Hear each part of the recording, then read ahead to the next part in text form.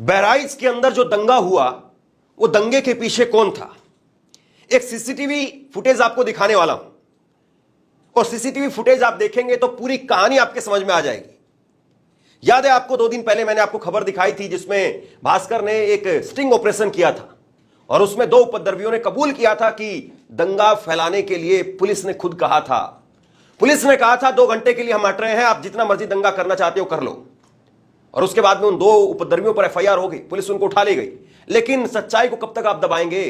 सच्चाई फिर धरती फाड़ करके बाहर आ गई। एक सीसीटीवी निकल करके सामने आया है, और ये सीसीटीवी बताता है कि 2 घंटे नहीं, ना जाने कितनी देर के लिए पुलिस ने यहां पर खुला छोड़ दिया था लोगों को।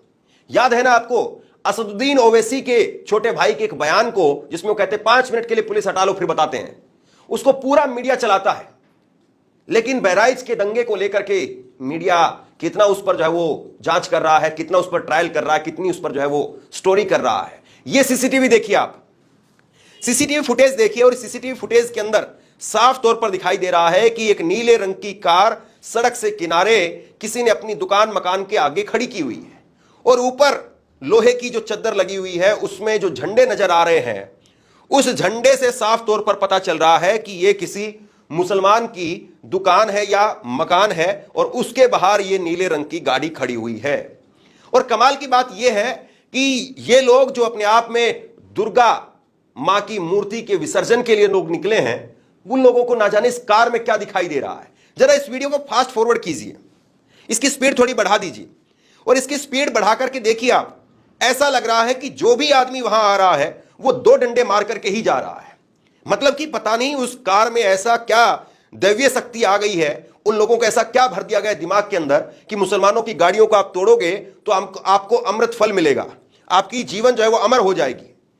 ऐसा ना जाने क्या इन लोगों के दिमाग में भर दिया गया। देखिए जरा इन तस्वीरों को गौर से देखिए, ऐसा लग रहा है कि किसी ने बता दिया हो कि बस जिंदगी में अगर तुम्हें कुछ करना है, कुछ हासिल करना है जिंदगी में, अगर तुम्हें कुछ अच्छा नेक काम करना है तो उस कार को जाकर के 2 डंडे मारने हैं। ये एक कार नहीं है, ये एक कार की कहानी नहीं है।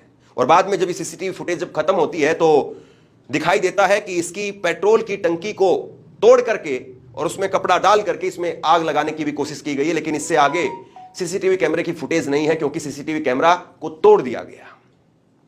सोचिए कि अगर पुलिस ने, मीडिया ने अगर अपना काम थोड़ी ईमानदारी से भी किया होता तो ये सारे लोग आज पहचाने जा सकते हैं। क्योंकि मोदी जी तो कहते हैं ना कि विशेष टेक्नोलॉजी है, कपड़ों से देख करके पहचान लेंगे।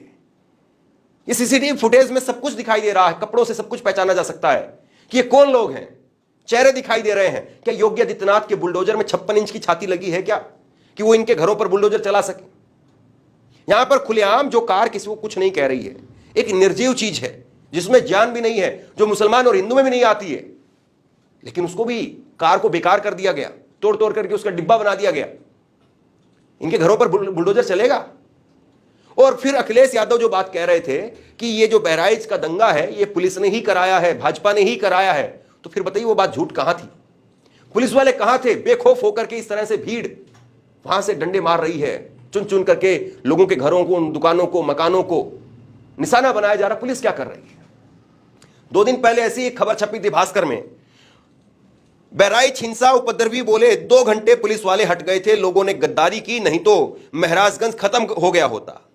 कल तो हम लोग महराजगंज में थे, 2 एजेंसी जल गई, गाड़ियां जल गई, दुकानें जल गई, कई महंगी महंगी गाड़ियां फूंक दी गई, कई बंदे एक साथ थे, जरूरी नहीं कि हम ही फूकेंगे, जिसका नंबर आएगा वही फूक देगा। कुछ लोगों ने गद्दारी की, नहीं तो पूरा महराजगंज खत्म हो जाता। पुलिस वालों ने टाइम दिया था 2 घंटे, सारे पुलिस वाले हट भी गए थे। यह कबूलनामा है, ये उन उपद्रवियों का कबूलनामा है। और आपके सामने जो दिख रहा है, जो सीसीटीवी में आप देख रहे हैं, वो उनकी हरकत है भैया। और ये सच्चाई है कि किसी 2 आदमी ने, 4 आदमी ने, 10 आदमी ने दंगा नहीं किया। वहां पर पूरी भीड़ तैयार की गई थी, और उस पूरी भीड़ ने पुलिस के इशारे पर दंगा किया। इन उपद्रवियों की अगर माने, इस सीसीटीवी की अगर माने, तो यही दिखाई देता है किस तरीके से यहां पर दंगा जो है फैलाया गया है। ये पूरी कहानी को बयां कर रहा है। यह बता रहा है कि पुलिस ने अपना काम ईमानदारी से नहीं किया, और उसी का नतीजा है कि खुलेआम इन लोगों के दिलो दिमाग से कानून का जो डर था वो भाग गया, और इन्होंने फिर अपनी मर्जी से रोंदा वहां पर लोगों को, मुसलमानों के घरों को निशाना बनाया गया किस तरीके से। और अगर यही घर किसी पुजारी का होता तो देखिए यहां पर जाकर के बड़े बड़े एंकर बैठ करके स्टोरी कर रहे होते, योगी आदित्यनाथ उनके परिवारों से मिलते। लेकिन क्या अब इन परिवारों से योगी आदित्यनाथ मिलेंगे? एक और वीडियो निकल करके सामने आई अभी 2-3 रोज पहले, जिसमें दिखाई दे रहा है कि बहराइच हिंसा के अंदर पुलिस वाले खड़े हैं, आंसू गैस छोड़ने वाली बंदूक उनके हाथों में है, लेकिन बंदूक नहीं चला पा रहे, आंसू गैस तक नहीं चला पाए।